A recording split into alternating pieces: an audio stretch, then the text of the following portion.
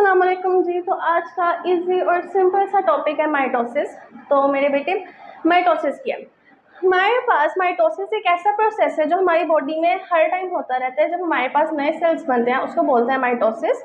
अब होता है कि जब आपको चोट लग जाती है, आप गिर जाते हो, चोट लग जाती है बाजू का, तो वहाँ पे आपकी स्किन दोबारा से प्रिपेयर होती है, तो वो माइटोसिस की जरिए होती है। तो माइटोसिस असल में क्या है? एक सेल को दो सेल के अंदर जाना, वह माइटोसिस। अच्छा, अगर देखा जाएगा माइटोसिस कहाँ कहाँ पे टेक प्लेस करती है, तो बेटे वो हेप्लॉइड और डिप्लॉइड दोनों में ही टेक प्लेस होती है, जबकि मायोसिस के अंदर जस्ट डिप्लॉइड होती है और यहाँ पे माइटोसिस के अंदर डिप्लॉइड और हेप्लॉइड दोनों होते हैं। अब माइटोसिस के अंदर क्या होता है? सेम नंबर ऑफ क्रोमोसोम्स रहते हैं डॉटर सेल के अंदर, यानी टोटल क्रोमोसोम्स कितने हैं? 46, 23 का पेयर होता है। तो हमारे पास जब इसके डॉटर सेल्स होंगे उसमें भी इसके सेम नंबर ऑफ क्रोमोसोम्स रहेंगे, 46 और 46। ये माइटोसिस की पहचान। आप लोगों ने इतनी पहचान याद रखनी है। कहीं पे भी आप लोगों से पूछा जाए कि माइटोसिस का बताओ कि माइटोसिस क्या है, कॉलेज की प्रेजेंटेशन में, अकेडमी में या कहीं पे भी प्रैक्टिकल एग्जाम में, तो आप लोगों ने बताना है कि mitosis take place in haploid as well as diploid. इसके अंदर सेम नंबर ऑफ क्रोमोसोम्स रहते हैं डॉटर सेल के अंदर। और यहाँ पे आप लोग एक और चीज़ ऐड कर सकते हो कि अक्कर करती है सोमैटिक सेल के अंदर। किसके अंदर अक्कर करती है? सोमैटिक सेल के अंदर। अच्छा बच्चों, नेक्स्ट आप लोगों को मैंने कैरियोकाइनेसिस बिल्कुल डिटेल में पढ़ा दिया था। अब एक दफ़ा आप लोग दोबारा से देख लो कि कैरियोकाइनेसिस और साइटोकाइनेसिस क्या होती है। कैरियो का मतलब है न्यूक्लियस और काइनेसिस का क्या मतलब है? Division. Division of nucleus is called karyokinesis. आप लोगों ने याद रखना है, कैरियो का मतलब है न्यूक्लियस और काइनेसिस का मतलब है division. Division of nucleus is called karyokinesis.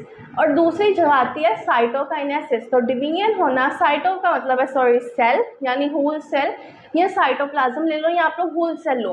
और काइनेसिस का मतलब अभी हम लोगों ने याद किया था कि क्या है? Division of cell, division. तो डिवीजन ऑफ होल सेल और साइटोप्लाज्म इज कॉल्ड साइटोकाइनेसिस। अब मेरे बेटे जो कैरियोकाइनेसिस है ना, न्यूक्लियस जब डिवीजन होता है तो वो 4 तरीकों से आता है, ठीक है। 4 फेजेस आते हैं जहाँ जब के कैरियोकाइनेसिस प्रिपेयर होगा। यानी ये नहीं होगा कि प्रोफेज के बाद डायरेक्ट सेल एनाफेज पे चला जाए या प्रोफेज से टीलोफेज पे चला जाए। प्रोफेज के बाद आएगा मेटाफेज, उसके बाद एनाफेज और देन टीलोफेज। अब हम लोग इसको डिस्कस करते हैं कि what is prophase, metaphase, anaphase और टीलोफेज। ओके, अब हम लोग अपने नेक्स्ट पेज पर चलते हैं। ये लेक्चर मैंने पहले ही लिख के रख लिया था ताकि हमारी वीडियो के अंदर आप लोगों का कम से कम टाइम वेस्ट हो। हम लोग इसको थोड़ा सा इस तरह से कर देते हैं। ओके बच्चों, व्हाट इज प्रोफेज? प्रोफेज में अब क्या क्या होगा? प्रोफेज अबल तो इसका क्या मतलब है? एक ऐसा फेज है जो स्टार्ट में होता है। इसमें क्या होंगे? क्रोमैटिन कंडेंस होंगे, एक फाइन थ्रेड नेटवर्क होगा। थ्रेड नेटवर्क या धागों की तरह का एक नेटवर्क होगा और अपीयर करेगा क्रोमोसोम के अंदर। दिस अपीयर हो जाएगा nuclear membrane, nucleus and nucleolus. बच्चों मेरी बात सुनो, न्यूक्लियर मेम्ब्रेन ये होगी हमारे पास मेम्ब्रेन, न्यूक्लियोलस इसके अंदर लेट्स सपोज हम ऐसे इस तरह कर ले लेते हैं। अब ये सारा कुछ क्या होगा? ब्रेक डाउन हो जाएगा, डिसअपेयर हो जाएगा। ये सारा साइटोप्लाज्म के अंदर मिल जाएगा, घुल जाएगा। तो साइटोप्लाज्म इसकी वजह से विस्कोस हो जाएगा। विस्कोस क्या है? उसके अंदर गाढ़ापन पैदा हो जाएगा मेरे बेटे। जब हम पानी के अंदर चीनी घोल के उसको भी मिक्स करते हैं तो पानी थोड़ा सा थिक हो जाता है। इसी तरह से एक सेल के अंदर जब न्यूक्लियस डिसअपेयर होगा तो साइटोप्लाज्म भी विस्कोस हो जाएगा और एक माइटोटिक अपरेटस ऑर्गेनाइज्ड होगी। माइटोटिक अपरेटस हम लोग डिटेल के अंदर अपने पिछले लेक्चर में पढ़ चुके हैं। इसके अंदर हम लोग प्रोफेज जस्ट डिस्कस करते हैं। अच्छा, अब आप लोग एक सेंट्रोसोम, एक आप लोगों को पता होगा बोर्ड के क्वेश्चन में आ जाता है इसलिए मैंने यहाँ पे लिखा था। अब ये हमारा सेल है, इसके अंदर पूछा जाता है कि define centrosome, area of cytoplasm where centriole are present. जहाँ सेंट्रियोल प्रेजेंट होते हैं साइटोप्लाज्म के एरिया में, उसको बोलते हैं सेंट्रोसोम। आप लोगों ने डेफिनेशन जस्ट याद करनी है। अच्छा, उसके बाद आप लोगों को मैं ये चीज़ दिखाती हूँ कि ये है हमारे पास प्रोफेज के अंदर स्ट्रक्चर बन जाएगा। ये आप लोगों ने डायग्राम नोट कर लेनी है। उससे मज़े की बात आप लोगों को मैं एक बताना चाहूँ कि मैं अभी आप लोगों को इसके स्पेशल नोट्स भी आपसे वीडियो में दिखाया करूँगी ताकि बच्चों आप लोगों के लिए जितनी हो सके आसानी हो, आप लोग अपने पैसे ना वेस्ट करो, उनकी अच्छी जगह पे इन्वेस्ट करो। इस तरह से मैं आप लोगों को टाइम वेस्ट किए बगैर वो भी बताऊँगी, लेकिन पहले हम इसको पढ़ लेते हैं। अच्छा, माइटोटिक अपरेटस की ये प्रोफेज के अंदर ये एक चीज़ बन जाएगी। ये हमारे पास न्यूक्लियस टूट गया, ये है एस्टर स्टार-लाइक स्ट्रक्चर, ये काइनेटोकोर स्पिंडल फाइबर, ये एक ऐसी स्पिंडल फाइबर है जिसके साथ क्रोमोसोम अटैच है। एक है पोलर स्पिंडल फाइबर, एक ऐसी स्पिंडल फाइबर है जो सिर्फ पोल्स के साथ अटैच है, उसके ऊपर क्रोमोसोम कोई नहीं है। ये हमारे पास स्ट्रक्चर इसके अंदर तैयार होगा। प्रोफेस हम लोगों ने पढ़ लिया, आप लोगों ने प्रोफेस को एज इट इज़ याद कर लेना, इसका कॉन्सेप्ट अपने जहनों में बैठा लो। ये आप लोगों को बहुत ज़्यादा हेल्पफुल रहेगा, बोर्ड के एग्जाम्स में बहुत ज़्यादा आपकी हेल्प करेगा। इसके बाद हम लोग नेक्स्ट अपना चलते हैं मेटाफेज की तरफ। ओके, अब मेटाफेज क्या है, थोड़ा सा हम अब इसको क्रॉप कर देते हैं क्योंकि ये सिर्फ ये मेटाफेज। बच्चों आप लोगों को मेटा का अगर मतलब पता हो तो मेटा का मतलब है मिड, एक ऐसा फेज जो मिड में आ रहा है। आप लोग इसको नाम से याद रखो ताकि आप लोगों के लिए इजी हो, आप लोग इसको याद रख सको। Chromosome arrange at equator then form mitotic plate और इक्वेटरिक प्लेट। जितने भी क्रोमोसोम्स हैं वो अपने आप को एक कितार के अंदर अरेंज कर लेंगे, जैसे असेंबली के अंदर बच्चे कितार में जाते हैं, इसी तरह से क्रोमोसोम्स अपने आप को एक कितार के अंदर अरेंज कर लेंगे और बनाएंगे एक इक्वेटरिक प्लेट, एक सीधी कितार। Chromosomes line up along metaphase plate, metaphase plate के लाइन अप होंगे अलोंग। इस तरह से आप लोग इसकी डेफिनेशन भी टैली कर लो कि आप लोगों को अगर भूल गई है, अगर आप बोर्ड एग्जाम में ये चीज़ें भूल गए तो आप लोग इसको कम से कम याद करो, इसको जहनों में बैठाओ ताकि आप लोगों को 2 नंबर आसानी से मिल जाएं। ठीक है, ये आप लोगों ने याद रखना है। मेटा है मिड, मिड से याद रख लेना कि ऐसी चीज़ है कि कोई मिड में चीज़ आ रही है तो क्या आ रहे हैं बेटे, क्रोमोसोम्स आ रहे हैं। क्रोमोसोम्स के बारे में तो हम डिस्कस कर रहे हैं तो आप लोगों को याद रहेगा। उसके बाद है एनाफेज। एनाफेज एक क्रिटिकल फेज है, इसको हम लोग नेक्स्ट पेज पे लिखा हुआ मैंने। ओके जी, यहाँ पे हम लोग अब एनाफेज को डिस्कस करते हैं। एनाफेज एक क्रिटिकल फेज है। ये क्या करता है बच्चों, ये कंट्रोल करता है डिस्ट्रीब्यूशन होना क्रोमोसोम्स की डॉटर सेल के अंदर। मोस्टली क्या होता है, यहाँ पे आके मसला ख़राब हो जाता है हमारे पास, जब इनकी डिस्ट्रीब्यूशन होती है तो वो अनइक्वल हो जाती है, जिसके जो हमारे पास नतीजे में क्या होता है कि बेबी के अंदर एबनॉर्मेलिटीज़ पैदा हो जाती हैं, या हमारे पास सेल के अंदर एबनॉर्मेलिटीज़ पैदा हो जाती हैं। ये हम डिफरेंट कंडीशंस के अंदर इसको देखते हैं। तो ये क्रिटिकल फेज़ है, ये इसमें टूटने का खतरा होता है कि कहीं क्रोमोसोम टूट ना जाए, तो ये कंट्रोल करते हैं डिस्ट्रीब्यूशन करना क्रोमोसोम से डॉटर सेल के अंदर। लेट्स सपोज ये 46 क्रोमोसोम्स और ये 46, ये आपस में 46 का पेयर, 46 से हमारे पास 43 का पेयर। अब ये काइनेटोकोर स्पिंडल फाइबर और पोलर स्पिंडल फाइबर ये अपने आप को कॉन्ट्रैक्ट करेंगे, एलेंगेट करेंगे, एक्सर्ट करेंगे फोर्स और सेपरेट हो जाएंगे। ठीक है अब ये ऐसा होगा, अब क्रोमोसोम ने कैसे सेपरेट होना है, उनके क्रोमेटिड सेपरेट होंगे, उनके आर्म्स सेपरेट होंगे बेटे।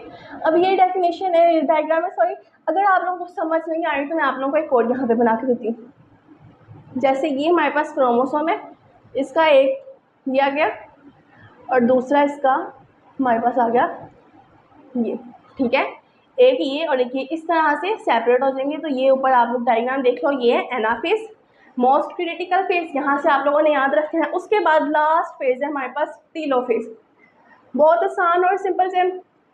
अच्छा जी, प्रोफेज आप लोगों ने पढ़ा, चलो अब आप लोग बताओ कि व्हाट इज प्रोफेज, जिसके अंदर क्रोमैटिन कंडेंस होगा। हमारे पास फाइन थ्रेड लाइक स्ट्रक्चर है एक, जिसके अंदर हमारे पास अब उसने क्या करना है, उसने क्या करना है, अपनी जो न्यूक्लियर मेम्ब्रेन है न्यूक्लियस की, उसके अलावा न्यूक्लियोलस है, ये सारे डिसअपेयर होंगे, साइटोप्लाज्म विस्कोस हो जाएगा, ये सारा था। अब टीलोफेज क्या है बच्चों, टीलोफेज प्रोफेज का रिवर्स है। जो प्रोफेज में हुआ था उसका रिवर्स किसमें होगा, टीलोफेज में होगा। यहाँ पे क्या होगा, डिसऑर्गेनाइज होगी माइटोटिक अपरेटस और ऑर्गेनाइज होंगे 2 न्यूक्लियाई और 2 ही न्यूक्लियोलस। विजिबल होगी न्यूक्लियर मेम्ब्रेन, यानी न्यूक्लियर मेम्ब्रेन बनेगी और डिसकंडेंसेशन होगी क्रोमोसोम्स की। ठीक है, अब ये डायग्राम इसकी। अब अगर आप लोगों को नहीं समझ आ रही तो मैं आप लोगों को इसकी डायग्राम बना के बताती हूँ कि बच्चों ये प्रोसेस कैसे हुआ। ठीक है, अब यहाँ पे हम लोग इसकी नेक्स्ट अपनी चीज़ थोड़ा सा लेक्चर देख लें कि ये सारा कुछ पॉसिबल कैसे हुआ। सबसे पहले हम लोगों ने स्टडी किया था इस सेल को, ये एक सेल है और उसके अंदर एक न्यूक्लियोलस पड़ा हुआ है।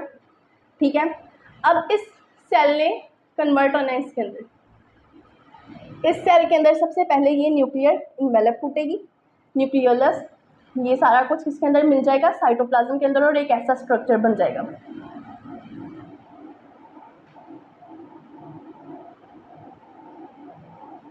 ये देखें,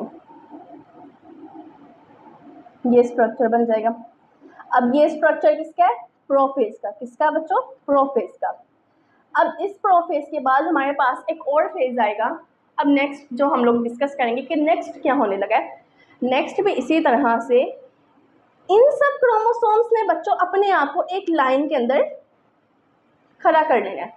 इन्होंने लाइन बना के जाना है। जिस तरह असेंबली में हम क्यूब बना के जाते थे, इन्होंने भी इसी तरह करना है। आप लोग इस तरह से याद कर लो। अब ये इसी तरह से हमारे पास 2 स्पिंडल फाइबर्स जा रही हैं और ये अब दरमियान में सारे आगे क्रोमोसोम्स। ठीक है। अब इन क्रोमोसोम्स के बाद क्या होना है, यहाँ पे आप लोग देख लें क्योंकि जगह थोड़ी है। अब यहाँ पे एक क्रिटिकल फेज आना है जिसका नाम है एनाफेज। अब एनाफेज के अंदर क्या होना है, सॉरी ये आप लोग ना इसको छोड़ दो, मैं यहाँ पे आप लोगों को बताती हूँ। एनाफेज के अंदर हम लोगों ने क्या डिस्कस किया था कि क्रोमोसोम्स ने टूटना है। ठीक है। एक क्रिटिकल फेज है एनाफेज, जिसके अंदर इन दोनों आर्म्स ने टूटना है। तो क्या होना है, एक आर्म जो इस तरह से, एक ने इस तरह आ जाना है और एक ने इस तरह। ठीक है। एक ये टूट के आ गया और एक ये आ गया, ये टूट के आ गया और ये, इसी तरह से आपने अपने पूरे कर लेने। ये हो गया क्या, एनाफेज। अब बच्चों ये देखो, अब ये एक पार्ट मिल जाएगा और दूसरा ये पार्ट मिल जाएगा। इस तरह से 2 न्यूक्लियस बनेंगे। ठीक है। ये हमारे पास था पूरा प्रोसेस। अब अगर मैं आप लोगों को इसकी अब एक और चीज़ बताऊं कि इसको आप लोगों ने क्या कैसे याद रखना है, जस्ट लाइक ये। अब मेरा हाथ देखो, इसको अब मैं थोड़ा सा इस तरह से कर देती हूँ। अब देखना, प्रोफेज, मेटाफेज, एनाफेज और टीलोफेज। इस तरह से याद करना है। प्रोफेज, मेटाफेज, मेटाफेज आ गया मिड। ठीक है। एनाफेज और टीलोफेज। प्रोफेज, मेटाफेज मिड में आएगा, ये एनाफेज और ये टीलोफेज। इस तरह से आप लोग इनको डिफरेंट मेथड से याद कर सकते हो। और यह छोटा सा टॉपिक था, अभी आप लोगों ने जाना नहीं है। अब आप लोगों के लिए सबसे सरप्राइजिंग बात मैं एक चीज़ दिखाती हूँ। मेरे पास इस टाइम है ये स्कॉलर की बुक। ये देखिए, मैं टीचर नहीं हूँ, यानी वो टीचर नहीं हूँ जो अपने नोट्स बनाएंगी एट द लास्ट, जो मैं आप लोगों को दूंगी, या मैं ऐसा कुछ करूँगी बुक बनाऊँगी। लेकिन मैं आप लोगों को स्कॉलर के जो नोट्स हैं ये रिकमेंड करती हूँ कि बच्चों आप लोग अगर ख़रीद सकते हो तो ख़रीद लो, और अगर नहीं ख़रीद सकते तो इसमें कोई बड़ी बात नहीं है। ये मेरे पास है, मैं आप लोगों को इसे दिखा दूँगी। मैं किसी को ना तो कर रही हूँ कि जी यही चीज़ इस्तेमाल करो, लेकिन ये एक बेस्ट बुक है। आप लोगों के पास अजीम वालों की है, जिस मर्ज़ी के, लेकिन अगर आपको उधर से नहीं पता चल रहा कैसे करना है या कुछ नहीं हो रहा तो आप यहाँ से इजीली देख सकते हो। ये बुक मैंने ली थी 850 रुपीज़ की, और जब मैंने ली थी ये बुक बहुत मुश्किल से ली गई थी जिस टाइम मैं पढ़ रही थी। मुझे जब पता है कि मेरे पेरेंट्स ने कैसे मुझे बुक ला कर दी थी, किस तरह से उन्होंने इस चीज़ को अफोर्ड किया और अपने घर के दूसरे अखराजात छोड़ के मुझे ये बुक खरीद के दी थी। तो मैं चाहती हूँ कि अब ये बुक आप सबका फ़ायदा करे, उन बच्चों का जो मुझे सुन रहे हैं, मुझे देख रहे हैं। हाँ, हो सकता है जो स्पेशल इन्हीं नोट्स को देने हैं कि यहाँ से हम लोग उनके स्क्रीनशॉट ले लेते हैं। आप लोग स्क्रीनशॉट लेके रख लीजिएगा। ओके, तो मैं अब इसका पेज खोल के आप लोगों को दिखा। ओके जी, तो ये टॉपिक हम लोगों ने अभी डिस्कस किया था माइटोसिस। मैं आप लोगों को इसकी क्लियर करके थोड़ी सी पिक्चर दिखा देती हूँ ताकि आप लोग इसका इजीली स्क्रीनशॉट ले सकें। अब आप लोग इसका इजीली स्क्रीनशॉट ले सकें, ये देखें, यहाँ से आप लोग इसकी डेफिनेशन याद कर लेना। अब तो मैंने आप लोगों को जो दिखाया वो बेस्ट है, लेकिन बच्चों एफएससी में आप लोगों को थोड़ा सा ज़्यादा लिखना पड़ेगा। वो आप लोग कहाँ से लिखोगे, थोड़ा सा आप लोगों के लिए डिफ़िकल्ट होगा, इसलिए मैं ये कर रही हूँ। मुझे नहीं पता कि ऑनलाइन ये चीज़ ठीक रहेगी या नहीं, लेकिन आप लोगों की हेल्प हो जाएगी, इससे ज़्यादा कुछ नहीं चाहिए। ये माइटोसिस। उसके बाद आप लोगों ने देखना ये कैरियोकाइनेसिस और साइटोकाइनेसिस। कैरियोकाइनेसिस हमने पढ़ा था डिवीजन ऑफ न्यूक्लियस, साइटोकाइनेसिस वो नेक्स्ट पेज पे आएगा। ये सारा हम लोग पिछले लेसन में पढ़ चुके हैं, लेकिन इसकी अब मैंने वीडियो अब दिखा रही हूँ। ओके, नेक्स्ट पेज की तरफ चलते हैं अब हम लोग। ये हमारा आता है नेक्स्ट पेज। ठीक है। अब यहाँ पे आप लोग देखें सब डिवीजन ऑफ कैरियोकाइनेसिस, जिसके अंदर वो ऊपर हमें बता रहा है कि प्रोफेज, मेटाफेज, एनाफेज और टीलोफेज आएगा। इसके अंदर अगर आप लोग देखें सबसे पहले प्रोफेज है जो काफ़ी लंबा है, लेकिन मैंने आप लोगों को बहुत शॉर्ट करके पढ़ाया था, लेकिन आप लोग इसको एक दफ़ा लाजमी देखो। ये आगे हमारे पास इसकी डायग्राम। उसके बाद एक आता है मेटाफेज, ये आगे उसकी एक्सप्लेनेशन आप लोग स्क्रीनशॉट ले लो। उसके बाद हम लोग चलते हैं अपने नेक्स्ट पेज की तरफ। ओके, आप लोग ये थोड़ा मेरा गंद वगैरह इसको इग्नोर कीजिएगा। एनाफेज, जिसमें सेपरेशन होगी, क्रिटिकल फेज है, और ये आ गया टीलोफेज। टीलोफेज क्या रिवर्स है प्रोफेज का। अच्छा, मैं आप लोगों को कोई चीज़ ऐसी वैसी नहीं पढ़ा रही, बिल्कुल ठीक पढ़ा रही हूँ। इसके डायग्राम्स भी देख लो आप लोग, बिल्कुल ऐसे देख लो। अगर आप लोगों को मेरी समझ नहीं आ रही, या टेक्स्ट बुक आप लोगों के पास होगी, आप लोग उधर से देख लीजिएगा, और ये बुक मैं आपको रिकमेंड करती हूँ। तो इसके पास, इस बुक के अंदर हमारे पास मोस्ट इंपॉर्टेंट शॉर्ट क्वेश्चन और एमसीक्यूज भी दिए हुए हैं, लेकिन वो वीडियो मैं आप लोगों को एंड पे बताऊंगी। अभी आप लोग इतना याद कर लो, शॉर्ट क्वेश्चन के लिए वो सेपरेट जगह पे लिखे होते हैं, मैं आप लोगों को उसकी वीडियो भी स्पेशल बना के दिखाऊंगी। तो अब तक के लिए अल्लाह हाफ़िज़। माइटोसिस आप लोगों का कंप्लीट हो गया, और इंशाल्लाह हम लोग अपने नेक्स्ट टॉपिक में मिलेंगे। अल्लाह हाफ़िज़।